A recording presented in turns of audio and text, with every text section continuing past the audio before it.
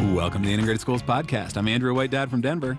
And I'm Val, a black mom from North Carolina. And this is PTAs So White with Dr. Brittany Murray.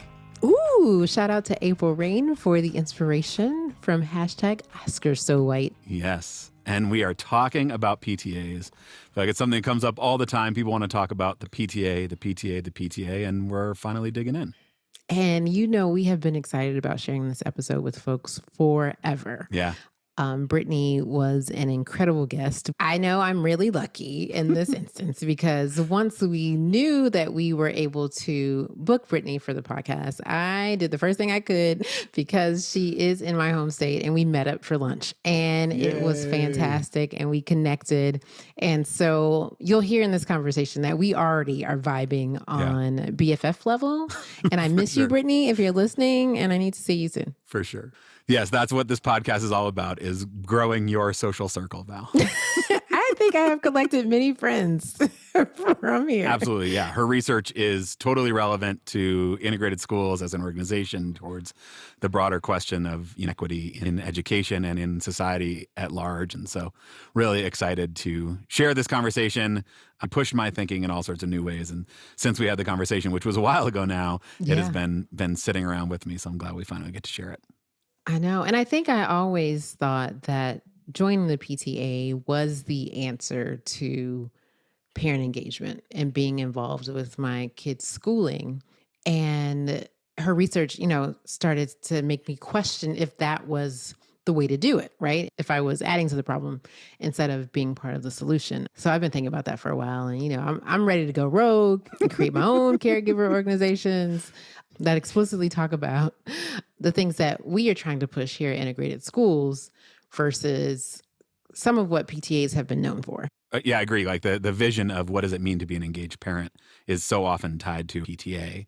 And I think that her research really highlights some of the ways that PTA has been used and probably continues to be used as really a way to hoard resources. And so the representation problem that I know the number of conversations that I've heard of people who are like, we're trying to become more representative in our PTA, but we're not having much success. That is by far the majority of the conversations that I have about PTA. And so it's interesting to hear her research on kind of the ways that both we got here, the kind of the organization started, how it became this way, and then, what the impacts of that are now on the kids in the school. So, people might feel a little called in, called out by some things that Brittany brings up in this episode because of what we've been led to believe about the function of PTAs and how we show up as parents.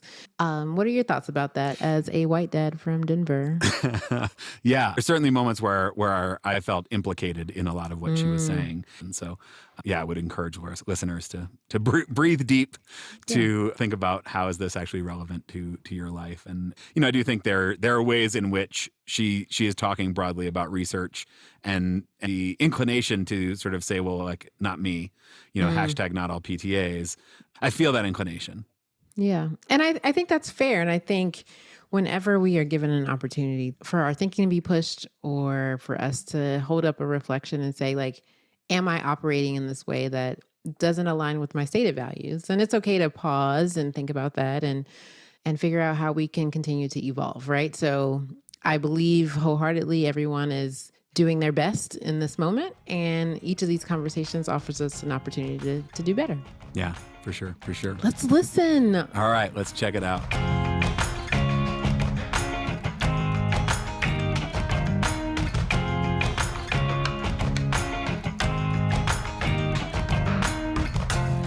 Hello, I am Dr. Brittany Murray. I am an assistant professor of educational studies and political science at Davidson College, a small suburb outside of Charlotte and very closely in proximity to Charlotte-Mecklenburg schools, which is so relevant to what you all talk about here. So thanks for having me on. I'm thrilled to be here. I'm a big fan. Yay. And another black mom from North Carolina. Woo, woo. Yes. I'm excited to represent. So That's what's up. Tell us a bit about your research. You've covered a lot of ground, but what's the kind of thread that unifies it in your mind?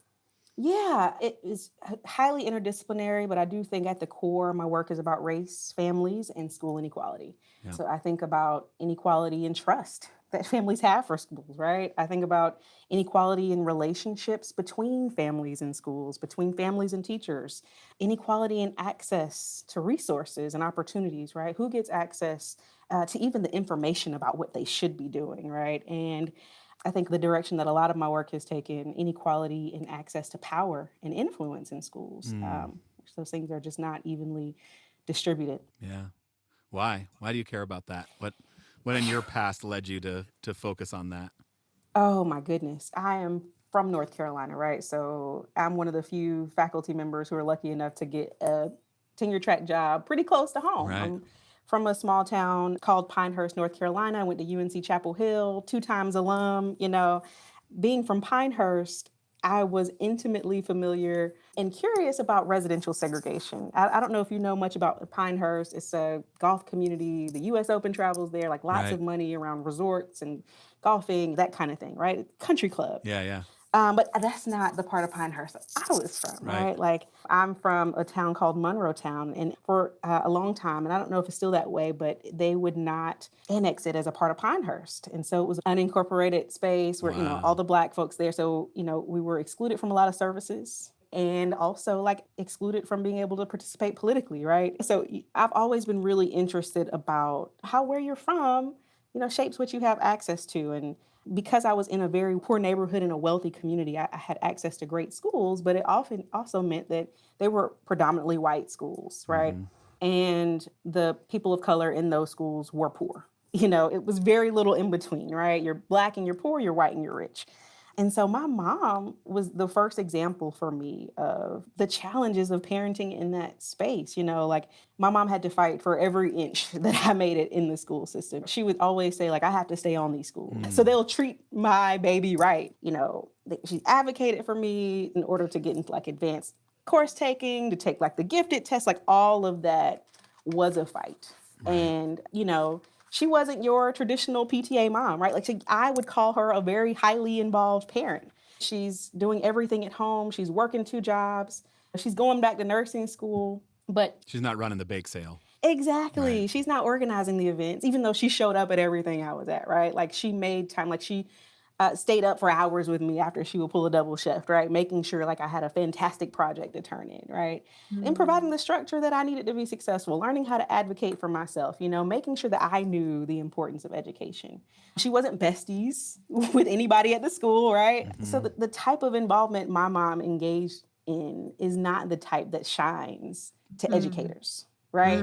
That kind of engagement also doesn't really shine in the research literature either, right? Like we have pretty narrow, I would say, definitions of what parent involvement is. That was really instructive for me in terms of the challenges it means of being a racial minority in a dominant community. And now you find yourself in a really sort of similar environment. I'm guessing that you sort of your past experience has some impact on why you do the research that you do. My past and my present, really, right? Like there's a reason why I came to it. There's a reason why I stay in it. I'm a Black mother scholar, right? Like I have kids in the school system and it's tough. Everything that I research affects how I parent, right? And everything that I'm experiencing in these schools is shaping what I even think about my work and my research. I see how my kids are affected, right? I witness them being left out of opportunities for learning. I see them being over-disciplined, right? I have 3 Black boys, 1 Black girl, right? I see myself as being left out of the PTA, feeling like I can't even penetrate the circle of white moms outside on the playground talking about ways to advantage their kids, right? Davidson is a small town, right? I'm a professor here in this town, and as much capital as I have as a professor, as a Black woman, as a Black parent, I'm still left out. I still feel powerless, right?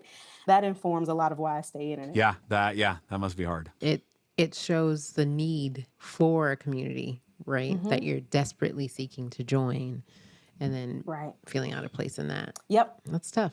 Well, that paints a very full and colorful picture of all the things that have kind of made their way into your research. And you've ended up doing a lot with all those experiences. We could have 6 different episodes about all of the various things that you've studied because they all feel so relevant. But kind of narrowing in on this, like, vision of parent engagement and how parents are involved in school. And like you talked about the literature, but also broadly culturally, the ways we think about what it means to be an involved parent are pretty narrow. But can you sort of lay out what does that look like in the kind of formal structures, informal structures, kind of how do you think about that role of parents and why it's important?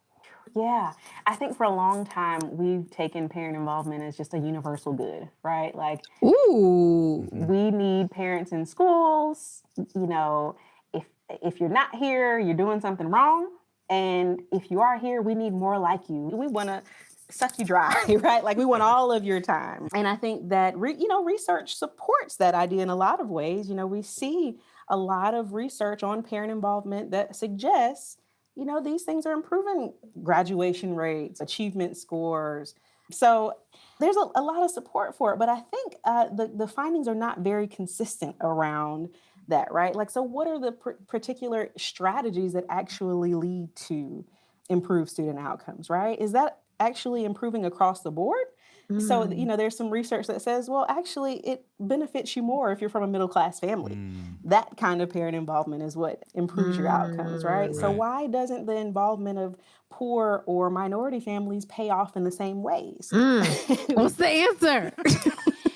That's what we're trying to tease through. Okay. As of recently, Dr. Jessica Calarco, Dr. Annette Leroux, these researchers that have problematized parent involvement, right? Trying to understand a little bit more about the dark side of parent involvement, right? Like, so you can look at it as like the helicopter parenting, which sometimes doesn't improve, but actually can hurt students, right? In terms of their self-sufficiency, in terms of their mental health, all of that. So like, we don't have a good grasp on what parent involvement strategies lead to what outcomes for which populations of people and even at what age, right? So there's so many questions and that the literature does not agree on. It's really interesting to hear you say that like we're kind of in the early phases of this research and there's so much we don't know because that's not how we talk about this, right? Like there are cultural norms and education policy built on this idea that parent involvement in the really narrow way that we define it is unquestionably good. How did that come to be? Right. They've taken a lot of the early work about parent-school partnerships and Dr. Joyce Epstein's work and like embedded that in policy. We see that in Title I where, there's a requirement that you fund parent groups or parent involvement, at least a portion of your school budget when you're receiving Title I funds, right? So it's a part of the narrative around what makes good schools. But it doesn't take long. Like, you just peel back a few layers to kind of understand, well, who is parent involvement paying off for, right? We mentioned that it's paying off for affluent parents, for white families. But a lot of the research that we've done so far has looked at parent involvement as an individual level phenomenon, right? Like, I get involved for my kid. I advocate for my kid. I show up to my kid's parent-teacher conferences, and hasn't paid a lot of attention to the fact that parents aren't just coming into school and saying, I want Johnny to do better, but they're coming into school and working together and strategizing, right? And building interest groups in schools to secure policy changes that will work for their families, right? So, how does our conception of parent involvement change when we shift from thinking about it individually to collectively, right? To think about these are interest groups of people that are mobilized, to secure resources in like a little mini democracy. Right.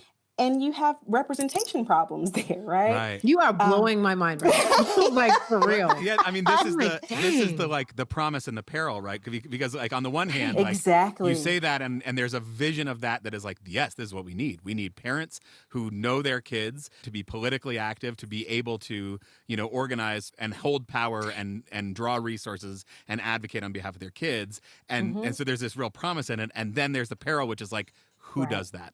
How are the systems set up to allow and who is able to kind of use that system to their advantage? Because at the moment, that system is mostly used by white mothers. Dang. Oh. And schools are a place where we're supposed to be teaching students about democratic processes, right? Like, this is the first place where you learn how to be a citizen in a community. And in fact, when I've talked to parents and I ask them, why did you get involved in the PTA? Because I want to be an example for my child of what they should aspire to as an adult, of how to be a productive citizen, right? So really the first kind of associational life that kids see is run by white stay-at-home moms, right? Oh my gosh. Who are advocating to reference Dr. Lynn Posey Maddox's work and Dr. Maya Cucciaro's work, like they're advocating for resources and opportunities that would directly benefit their own children, right? And showing this blind eye to the diverse needs across a school community and creating policies that would benefit themselves, right? Like, what are we teaching our young people here when it comes Yeah. to who's involved in Yeah. our democratic processes, right? And I think there's opportunity to do work in that area, right?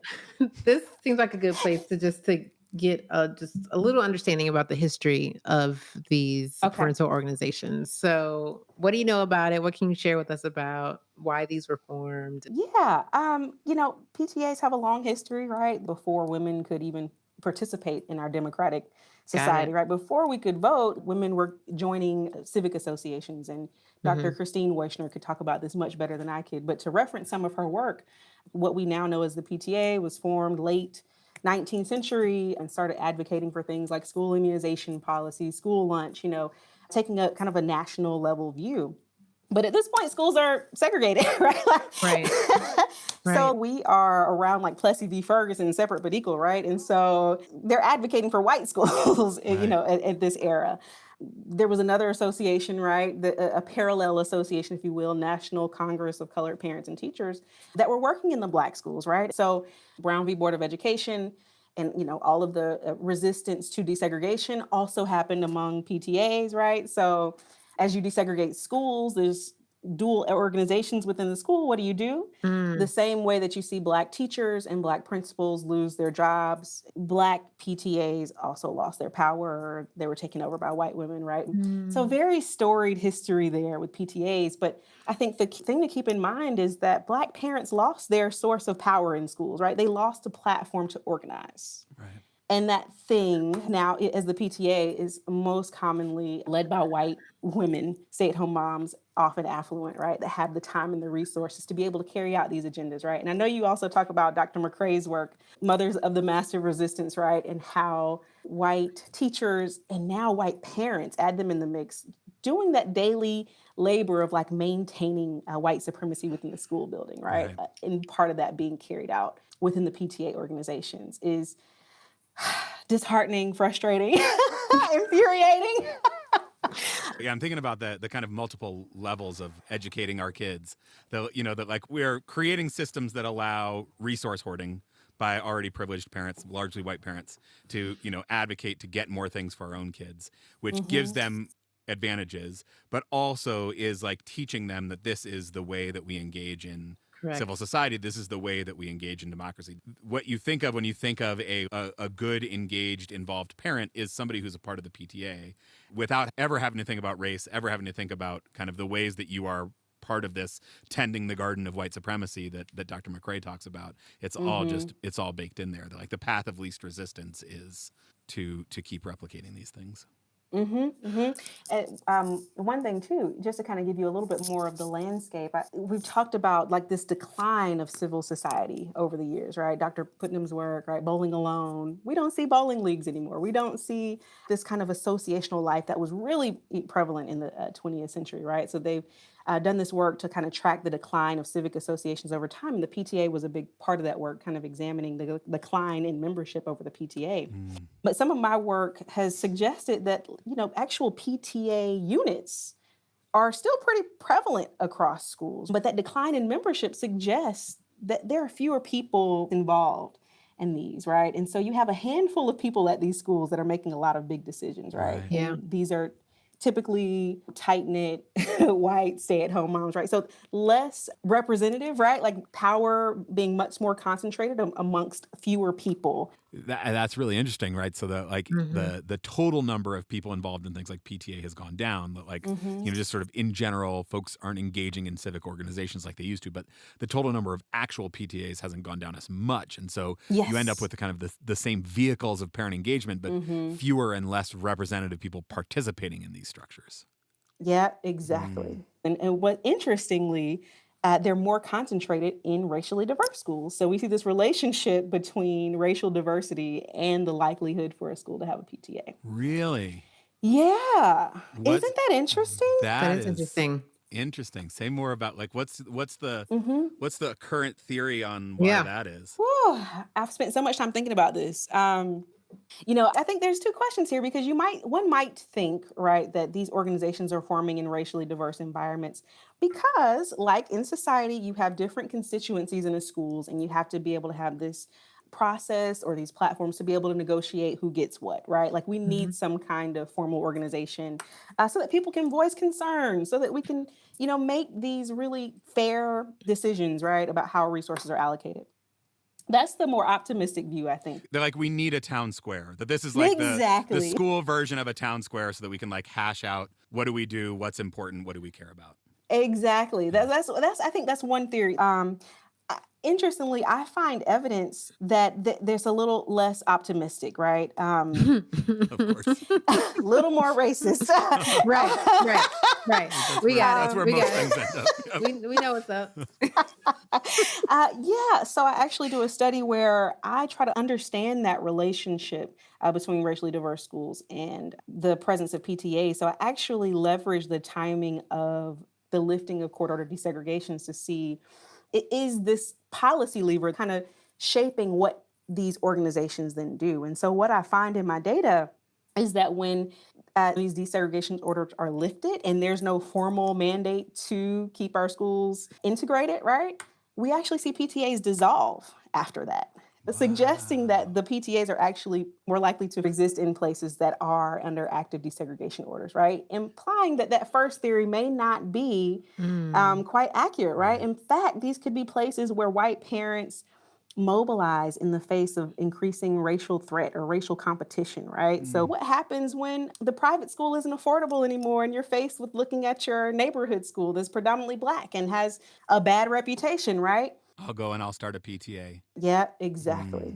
So that's a public elementary school phenomenon where white parents consolidate power in the face of racial diversity, racial competition, or over Mm, resources, right? And they mobilize, and it could be right to maintain mm. this power when resources could be allocated differently, right? And all without thinking that that's what they're doing, without even having to acknowledge that that's like a piece of what's happening. Exactly. Yeah. And now all of a sudden we're the most valued parents at this school, Mm. right? Now principals want to please us, right? And depend on us to improve their score ratings, right? Mhm. To be able to advocate at the district level to bring needed resources to the school, right? To fundraise and hire additional teachers, hire additional equipment, right? Now all of a sudden there's a new hierarchy within the school where the Mm. types of involvement that white middle class parents perform are much more valued than the ways that folks that have been there, right? Black Right. parents, Mm. working class parents, right, have been doing the whole time. Can you say a little bit about the damage that does? I can imagine somebody listening and being like, yeah, that sounds great. There's going to be more money in the school. There's going to be better test scores. Like, what's wrong with that? Like, what's the downside of that? The downside of it, there's a lot of downsides. Just the more tangible downsides are that, well, now the resources are not being spread across schools evenly, right? So, yes, you're raising more money, but where is that money going, Mhm. right? My research finds that affluent students do better in schools with a PTA than poor students. So, Wow. that is, evidence for this opportunity hoarding process. Yeah. We have a paper where we looked at North Carolina data, control for prior achievement, right? And looked at students when they moved from a school without a PTA to a PTA and observed that rich students perform better in reading when moving to a school with a PTA than do poor students, right? Supporting this Wow. opportunity hoarding idea that these resources, whether they be financial, whether they be relational, whatever the good is that you derive from these organizations, is not reaching everybody, right? I think that's more the tangible resource-based problem with it. But the other is that, valuing one type of involvement in the ways that you can see and feel by necessity makes you devalue the ways that other parents get involved, the ways they try to support, right? The Um, ways that your mom got involved and showed up, right? exactly. Yep.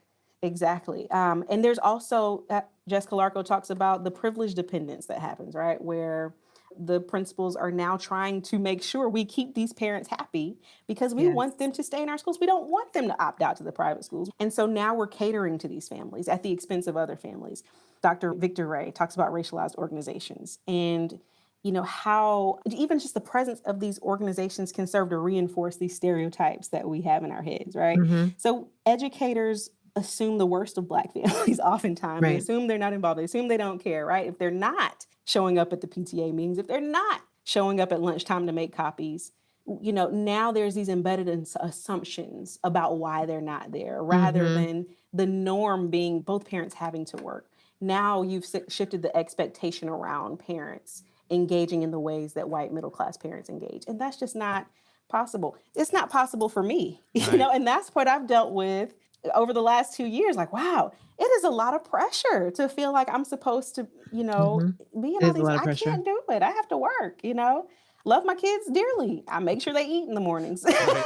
you know, I sometimes iron their clothes, but Oh, you are a better parent than me. They're wearing their clothes. I feel like that's a win. Yeah, exactly, for sure. I also think about the kind of generational harm. Mhm. If you create that environment, that's the school that you go through. What is your relationship to school as an institution when you get ready to bring your own kids into the school environment? It's not just the impact on the kid in the moment. You're setting them up to have a certain relationship with school that is then going to color the way that they end up interacting with school when they're parents. Absolutely. And I think there's inequality in the way that teachers deal with families, right? Mm-hmm. Teachers often feel submissive to white affluent parents, right? A little bit more subordinate and deferential, but they feel power over poor and Mm-hmm. non-dominant families, right? Like they feel that they're the authority figure, that they're in charge, right? And so I've talked with Black parents who have been banned from the school because of the ways that they have engaged with the school. Mm-hmm. And that's traumatic. That you can't come to the school that your child attends. That's very dramatic. And this is shaping the relationships of cultures between these families and these schools. It's confrontational. It is conflict. We're not listening to each other. We don't hear each other. We don't like each other, right? It's not, there's no trust. Right. One of the ways that particularly white parents, but kind of in general, the ways these parent organizations, gatherings of parents operate is through this idea of social capital. And one of you can just tell us, like, what is social capital, at least in the way that you think about it with regards to parent involvement? Yeah, I think about social capital as any type of resource, whether it be social, financial, material, psychological, any kind of resource that you derive from a relationship, right? And the ways that you can mobilize relationships to your Mm-hmm. advantage. And I think that there's different utility derived from different types of relationships. There's a famous Granovetter paper about the strength of weak ties, right? Where you would think that the most beneficial relationships would be like the close-knit, familial, bonded relationships, right? Where, we know each other, we're family, we go to the same church. But actually, you derive a lot of benefit from these weaker ties that are across a social distance, because that's how you find out about things you don't know.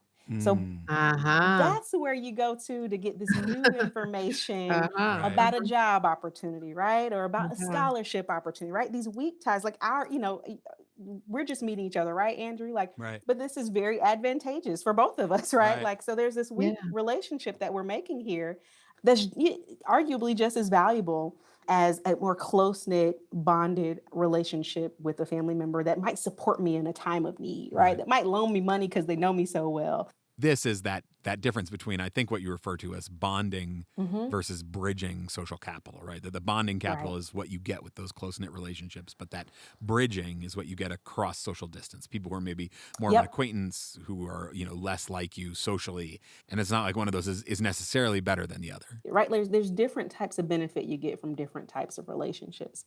And I think it's really interesting to apply that to schools and the kinds of relationships that we have between families and between Mm. families and schools. And so one of the things that we examine is that, well, what kinds of relationships are more closely linked with these opportunity hoarding processes that we see? And what we did find is that, in places where that bonding social capital is dominant, where you see that families are kind of in this membership club, it's easier to exclude people who are not in it, right? It's the Mm-hmm. circled up on the playground phenomenon. Everybody's circled up. And so we don't even see people Correct. that are not a part of that circle, right? Correct. And if you're on the outside of it, you can forget it, right? It's Yeah. hard to tap into like these bonds are tight and strong and impenetrable in a way. And so we see those types of relationships. Those can drive a lot of the like parent involvement in schools. The idea of PTAs, certainly at white wealthy schools, often like certainly the image that comes to my mind is a really close knit, tightly bonded group of parents who are advocating for their kids. The clique Yes. that there's it. I think it drives a lot of engagement in the school. It drives a lot of connection to the school for those people who are on the inside. Absolutely, right? And they're not just bonded among each other, right? They're closely bonded with the principal, Right. right? And so they have the principal's ear. Teachers are like, come over after school, right? That kind of thing, where there's this insider knowledge, this insider information, knowing how to navigate school. School is embedded in that, right? And not everybody has access to that. I think that's why I may have not ever been threatened by those groups because I did have insider knowledge. Like, I had the superintendent's cell phone number. Right. So there was no need for me to feel threatened by that because I was already on the inside. And they probably saw me as like that social capital was helpful to them because I had direct access to a lot of people that they didn't. Yeah, that kind of reminds me of Annette Leroux. She has a paper about how parents use social capital and social ties to address issues in the school. And middle class parents are much more likely to work collectively to address problems, right? And Yeah. I imagine these bonded groups, they're more likely to go above the principal's head and go to the district, Right. right? And make a lot of noise about things, whereas working class families are much more likely to respond individually to problems. And Right. so who's going to listen Right. to you when you're just showing up and you're Right. one person, Right. And so now you have both the social capital that comes from a collective rather than an individual, plus Exactly. it's coming from the more resourced white folks who are going to be listened to more. I mean, you get that exact same group of black folks together, they're not going to be listened to at the district level in the same way. So not only do you Right. have like collective power, but you also have it in the form that is more likely to be listened to and to be heard. Right. Exactly. Yeah. So talk about bridging capital. Because I feel like this is the maybe where we try to find some hope. Yeah, right. Well, I think, you would think that bridging capital is the key, right? Oh, we need to include everybody. We need to reach out to everybody.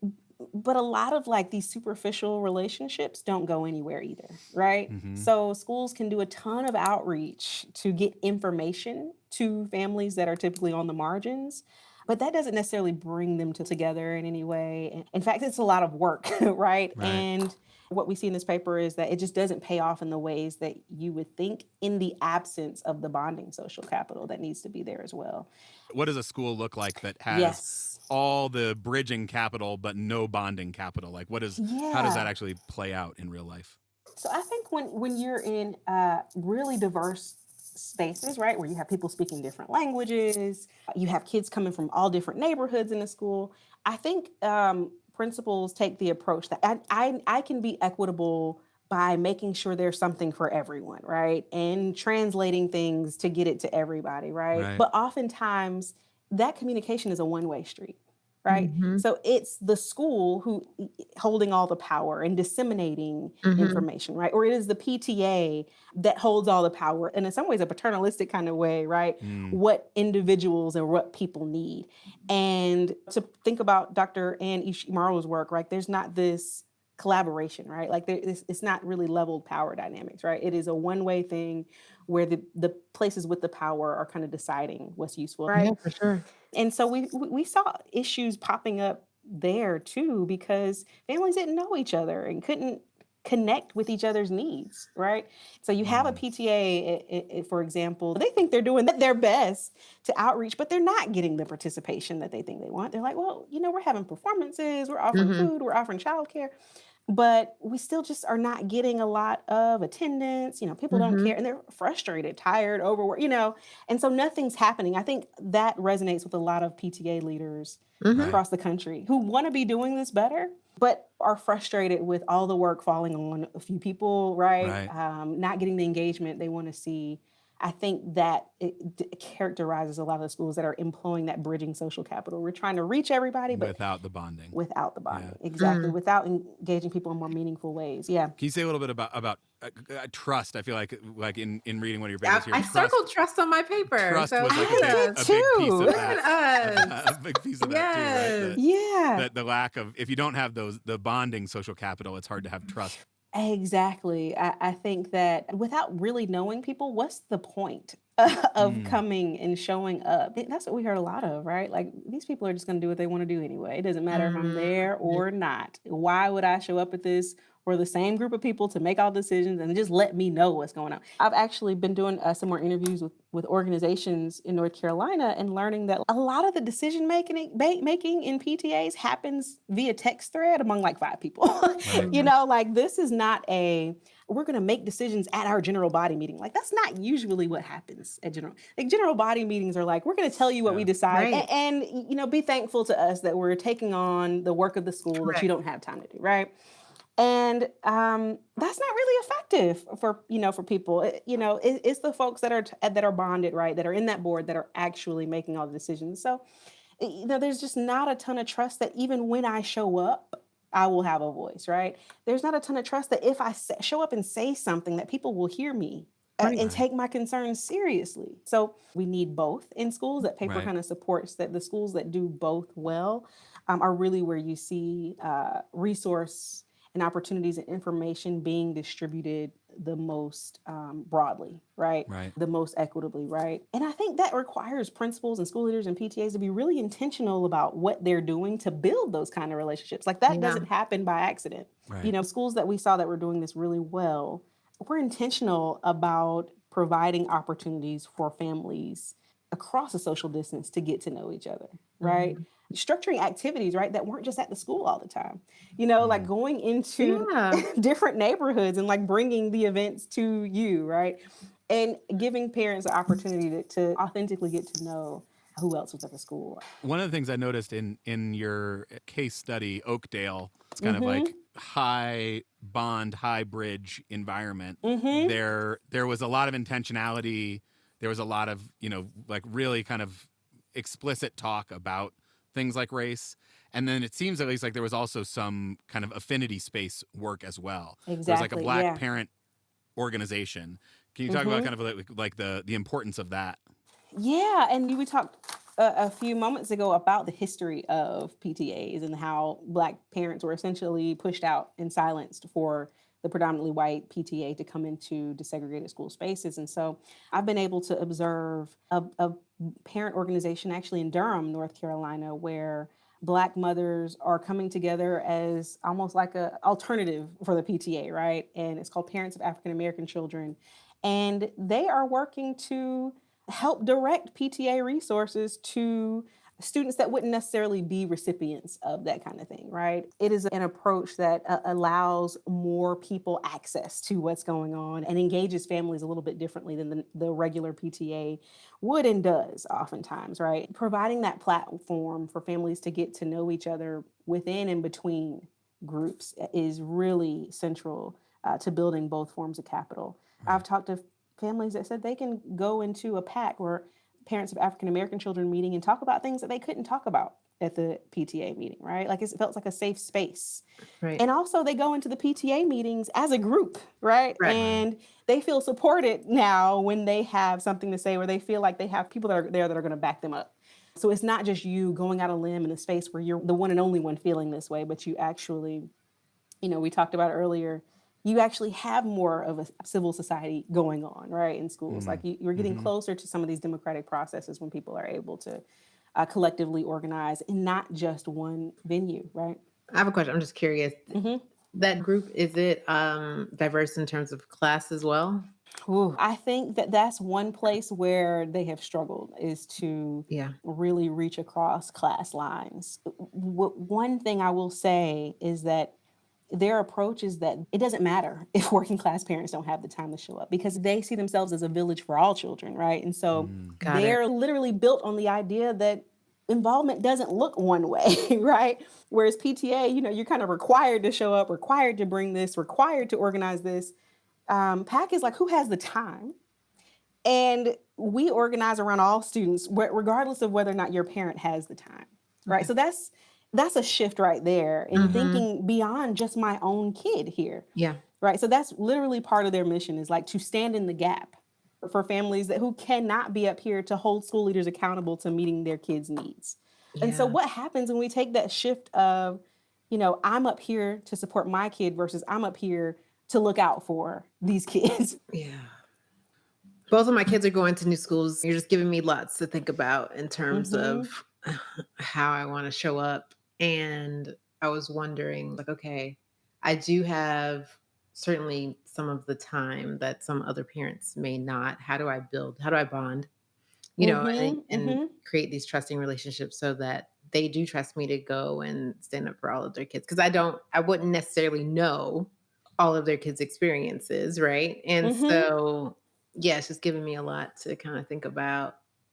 You know, I'm hearing you say that, and I'm thinking one thing that's interesting is that parents, especially parents on the margin, I don't know, are always aware of how their experiences are connected, right? So one Yeah, of the things that PAC does is to talk about the achievement gap in the school district, right?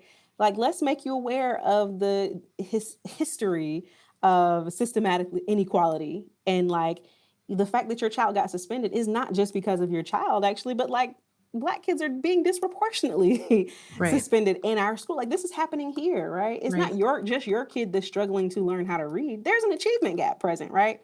And so what does it mean when we mobilize Black parents around this mistreatment of their children? And because it's not just an individual phenomenon, right. right?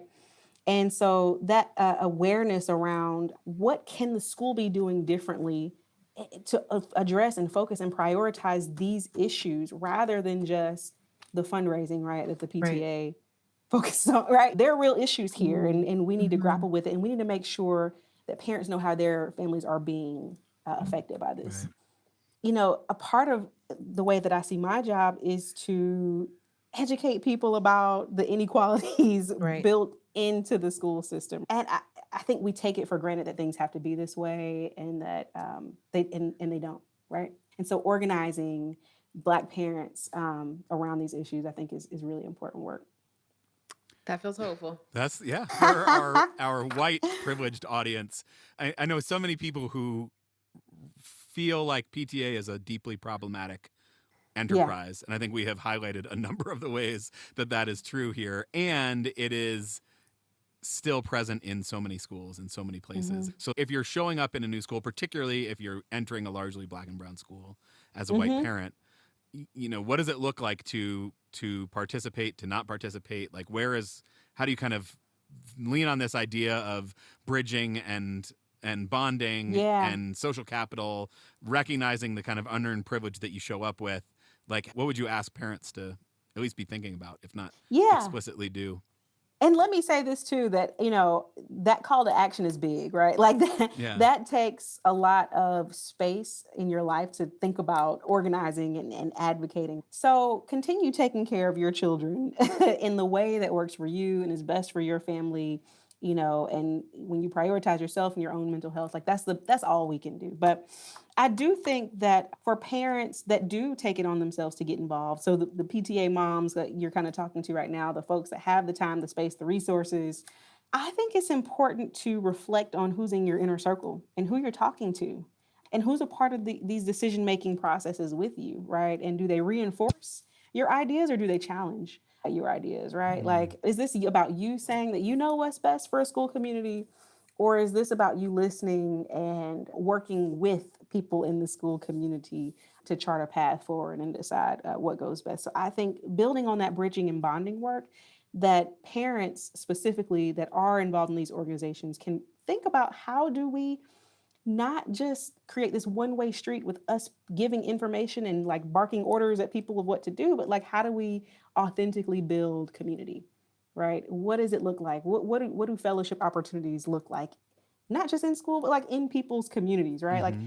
what does it mean to be a model for students for how to engage democratically, right? When there are different people with different needs and different levels of power, like how can we be an example really for what democracy in a diverse society should look like, right? Mm-hmm. So meet people, reach out, talk to people that are not the same as you, right? If you're in that circle of parents on the playground, like open up, right? Invite somebody in that's different, or talk to somebody that's different, right? So humanize those around you and, build community where possible. And I think that school leaders and policymakers have much more of a responsibility here, right? Like a lot of reason that we see the PTA activity the way it is because schools are underfunded, right? So we're turning to parents for help because we don't have enough, So we're creating this new hierarchy of parents because we're relying on parents of means who can turn their public school into a private school, essentially, right? For their own kids. And so, one of the strategies that are out there right now, like we've seen the redistribution efforts, right? In different places like Portland, New York, but that comes with its own problems as well, right? Like it comes with a lot of animosity. It comes with a lot of paternalism, right? If you're redistributing your PTA dollars, then you're also probably telling a different organization how they should spend their money and what they should do, right? And not valuing their culture and what they want to do. And I think that redistribution takes the emphasis off schools not being adequately funded in general, right? And we should not have to rely so heavily on this external fundraising mechanism that can fuel so many hierarchies among families and schools.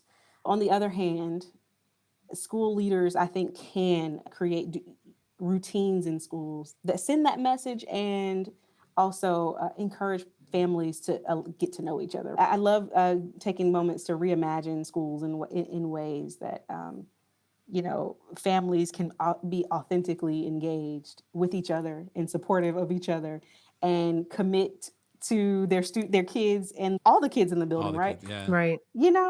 Other people's kids. Right. I mean, PTA is a vehicle for connection to the school community.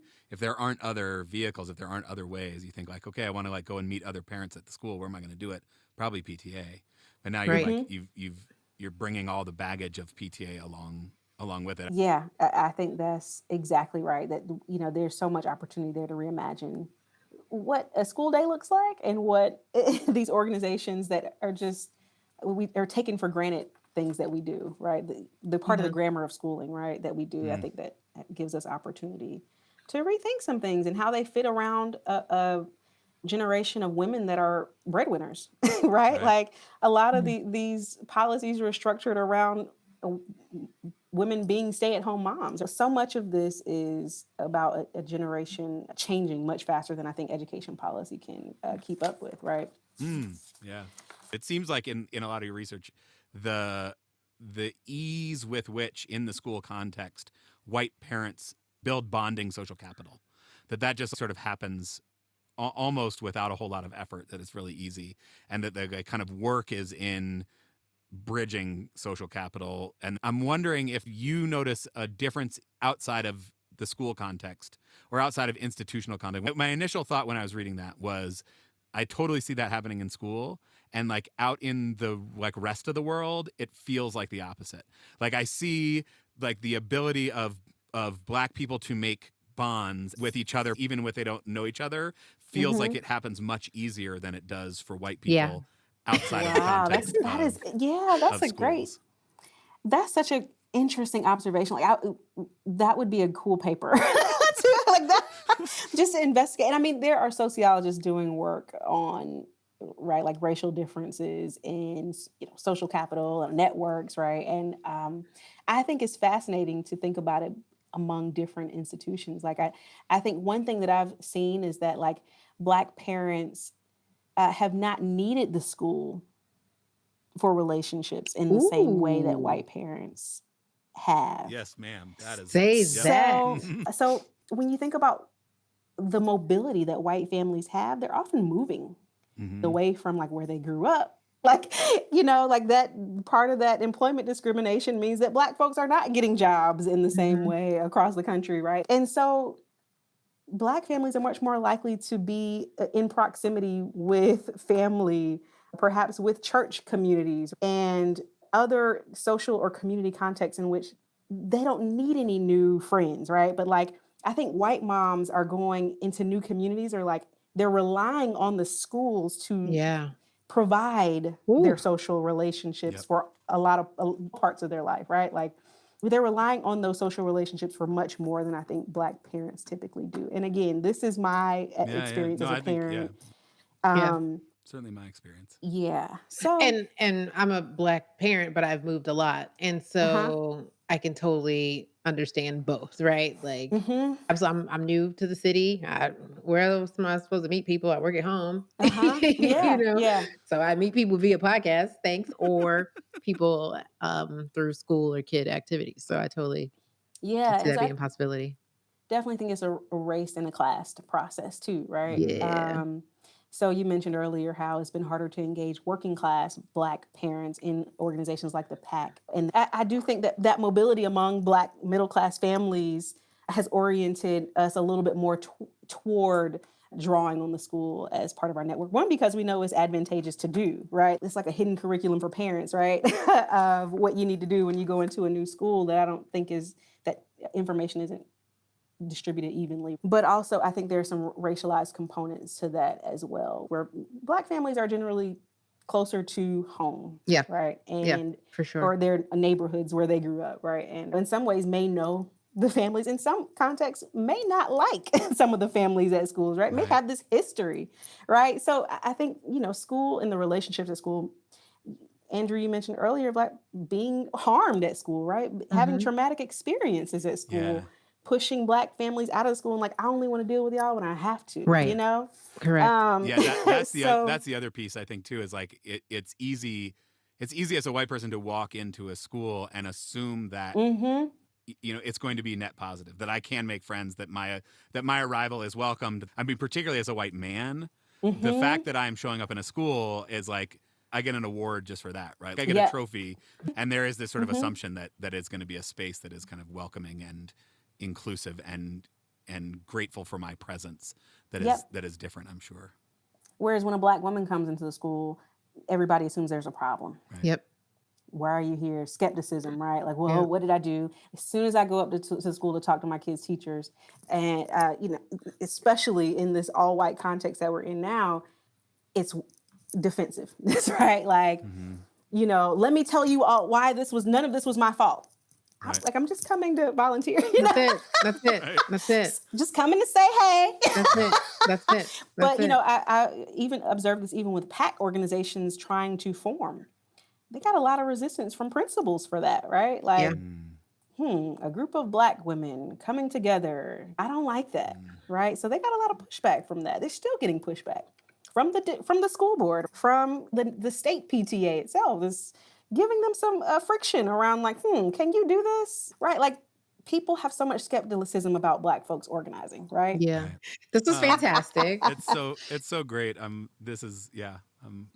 honored to be in this conversation. It's so great. We've had so many amazing Black women guests on this podcast. Yeah, we have. I was thinking the same thing. And every one of them has some story about their mom and what role their mom played in kind of getting them there. And it's like worth just pausing for a moment to think about the two of you as Black moms and the role, the ways that you are shaping and advocating your kid's life. So I think I can't imagine that it is ever easy, and yet I think you are building up your little.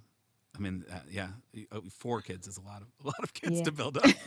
Dr. Murray, that's a lot. A lot of kids to watch out for. A lot of kids to watch out for, but it's important work. It is. Yeah, I'm just really grateful to you for coming on and sharing your brilliance.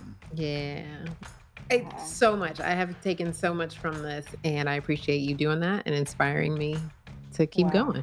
Well, this was really a lot of fun, and I just thank y'all for having me. I'm like, oh man, my work is so relevant to this. I want to get on this show, so I'm appreciative of Chantal putting me on, and this has been surpassed my expectations. So I enjoyed talking to you both. This has been so much fun. It's been a joy. Thank you.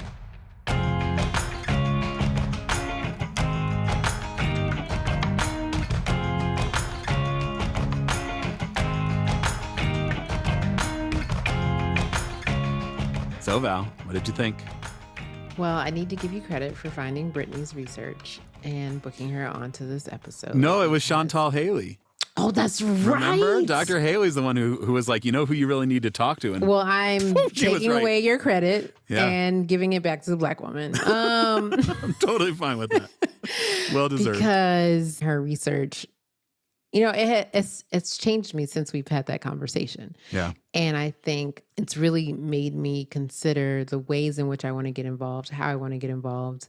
And I actually see a path from Brittany's conversation of involvement that happens after my kids graduate or leave a school, right? So say my hope and dream is to have a caregiver organization for educational justice at school, right? That's my alternative to the PTA. I can see being involved in that well after my kids graduate, and it becomes for the benefit of all kids for educational justice, right? And I think that's really important because too often once a child leaves school, you do become disconnected from that because it is about your individual child. But we know that here we're committed to all children. And I think she's just giving me new ways to think about the possibility of that. Yeah, I love that because, I think there's kind of 1 degree removed from just my kid. It's like, let me think about all the kids in the school. But I think there is this kind of 1 step removed from that even of like, our society's a better place. Like our country's a better place. We have the potential to actually continue to shape and be impactful in the lives of students and of parents and of families going forward by continuing to be engaged in these ways that maybe don't look like, there's nobody on the PTA who's not, a parent or maybe a grandparent in the school. Right. Like, what does it look like to have an organization? What does it look like to have a structure and kind of how formal does that need to be that is the community coming together to invest in the school? Right. I left the episode feeling really hopeful, despite the fact that some of the things she's shared were very tough to hear, right? And I wanted to talk a little bit about the system that is in place that requires PTAs to do this work of hoarding resources, essentially, right? Because we haven't funded our schools in a way that we can worry about other things, right? PTAs have to be concerned about getting the funding so that their kids can have these experiences. Yeah. That part to me was really fascinating because in my mind, and I don't know like how accurate this even is, but certainly my understanding of what a PTA was from growing up was very much around kind of extras about, are there t-shirts? Maybe there's like cool water bottles or, field day has some parents to help support. And I'm sure there were other things that were going on with the PTA, but the difference between then and now in terms of the funding piece of it was totally shocking to me when I learned about it. Yeah. That the PTA fundraising is filling a gap. And it's a meaningful, real, important gap between what we should be giving kids and what we were actually giving kids, between what money we have to invest in schools and what money we should have to invest in schools. And so the need that PTAs are filling is real. Yeah. We need more money in schools. We need more funding. I just learned recently of a PTA that was raising funds to send teachers to professional development, right? So you're right. Like this huge need. Yeah. And so the system has kind of created this need because we don't fund our education adequately.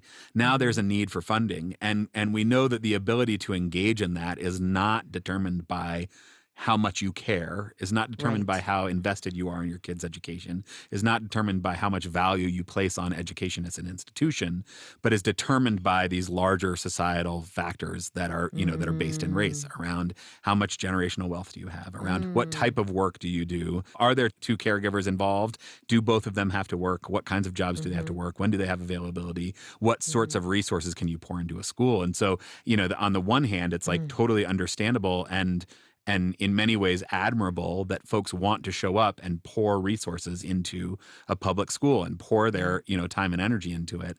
And yet the system is set up such that ends up creating these hierarchies, this sort of, hierarchy of value of which not only which specific parents are more or less valuable to a school, but like what type of parent engagement is more or less valuable to a school.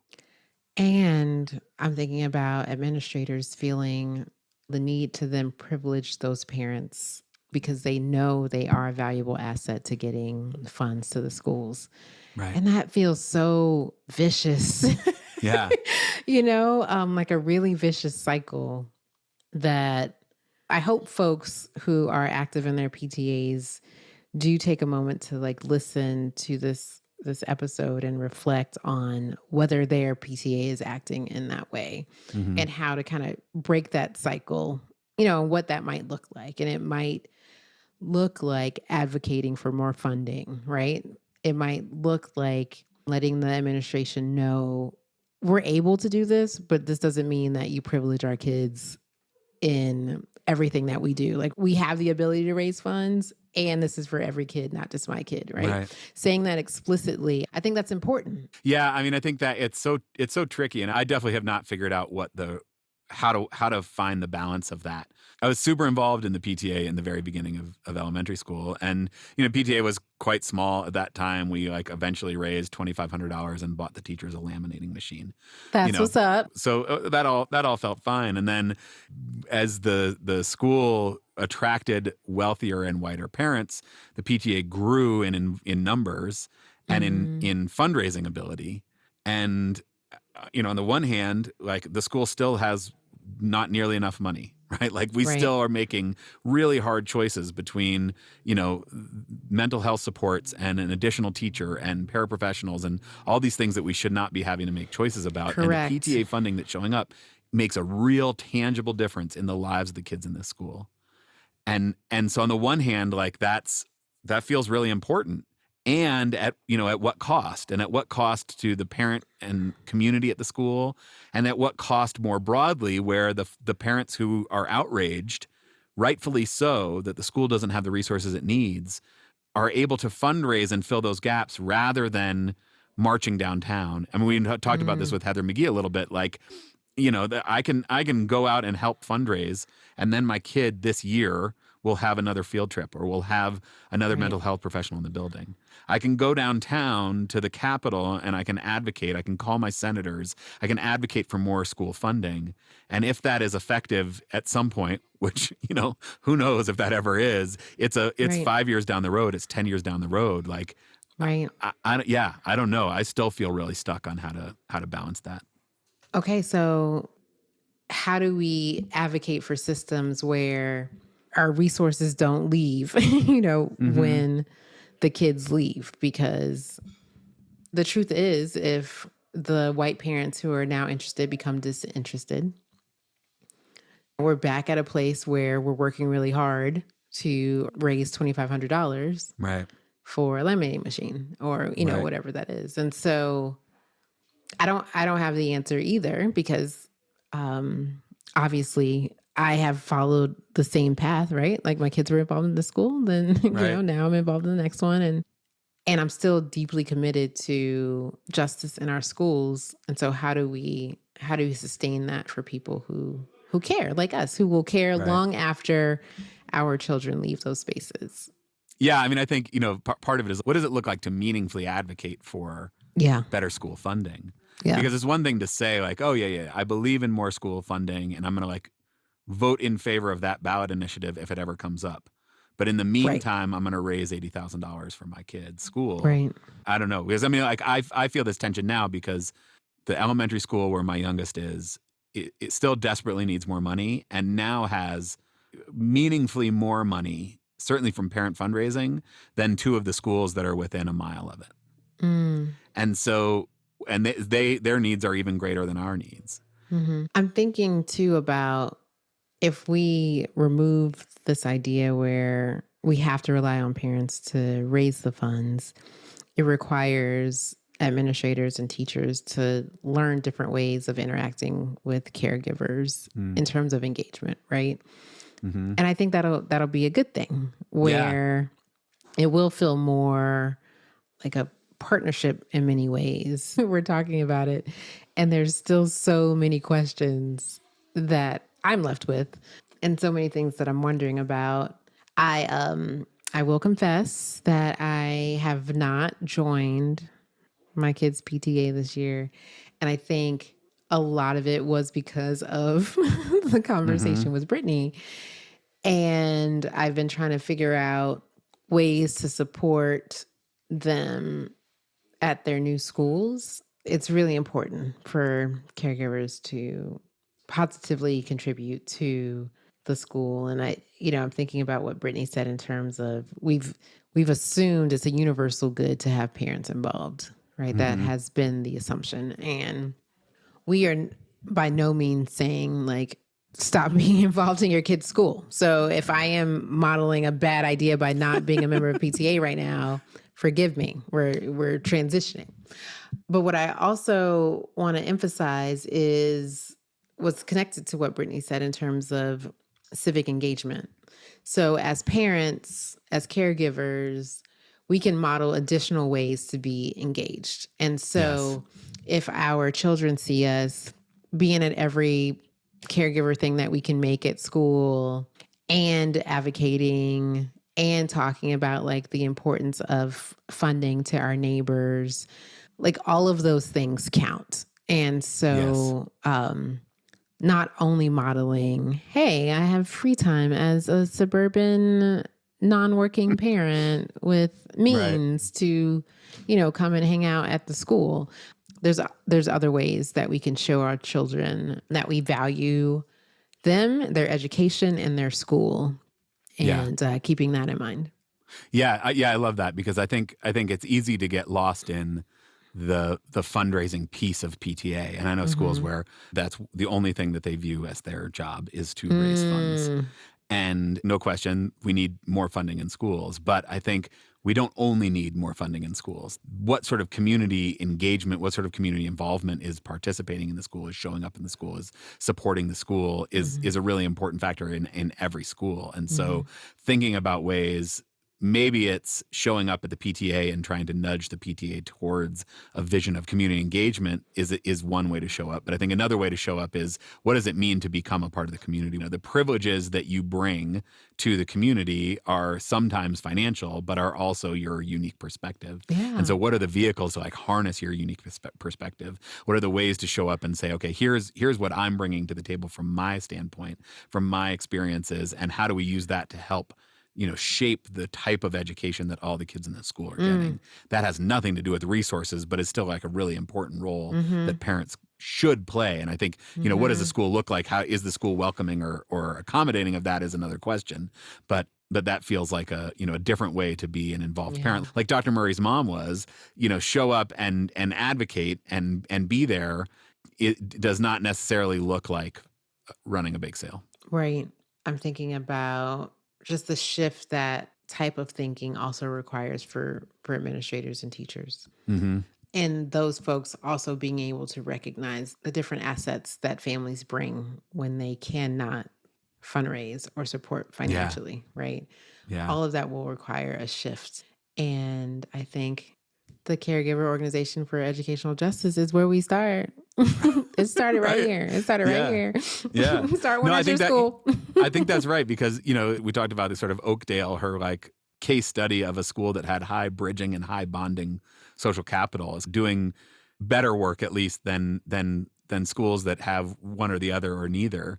And this idea of needing to have bridges, needing to have wide-ranging loose ties, but then also have bonding connections where people feel invested and feel like they're bought into the school and that they have a voice. That all makes sense to me. And I just think about how overworked and like often underappreciated teachers and school administrators are. Yeah. This feels like something that requires intentionality and thought and planning. Yeah. And to put that on their plate as well feels really hard when it's like, yeah, I would love to do that. And I need enough money to have another counselor in the building. Correct. What am I going to focus on? Yeah, Brittany. Dr. Murray, you got us. You got us thinking.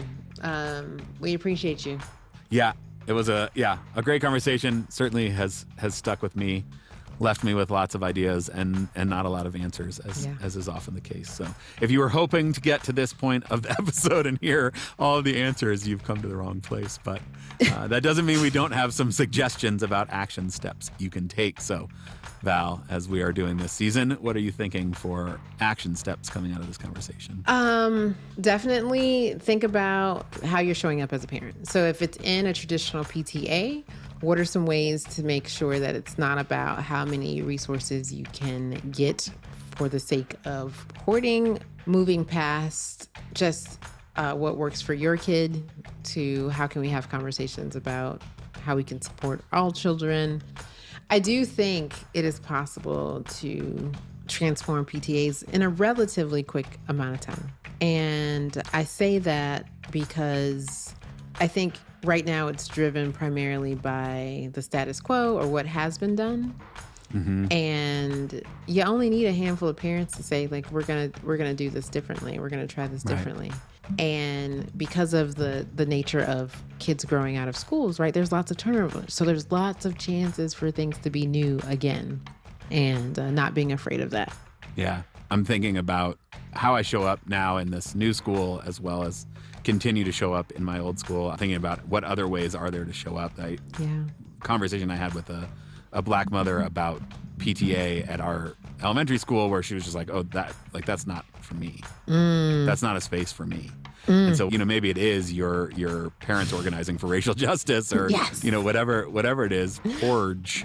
No, it's not gonna. That's we not need gonna a new acronym. But that's not gonna work. like what else? What are the other options that don't carry the baggage of PTA with them to say, here's a chance to get involved in this thing that we know we all believe in, which is that we want our kids to thrive, and we believe that if parents have a voice in that, that's more likely to happen.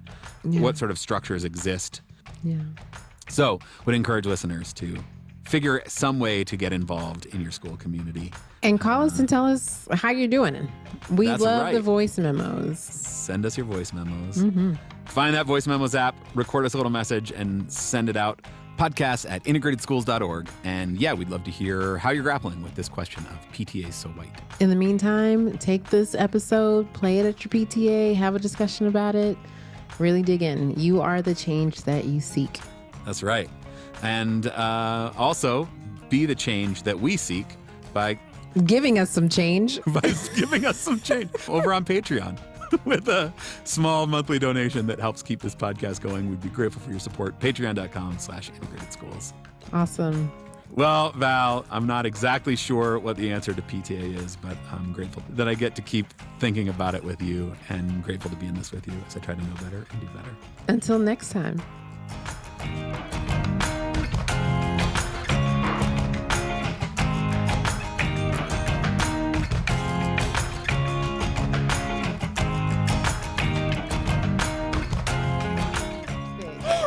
Big Little Lies.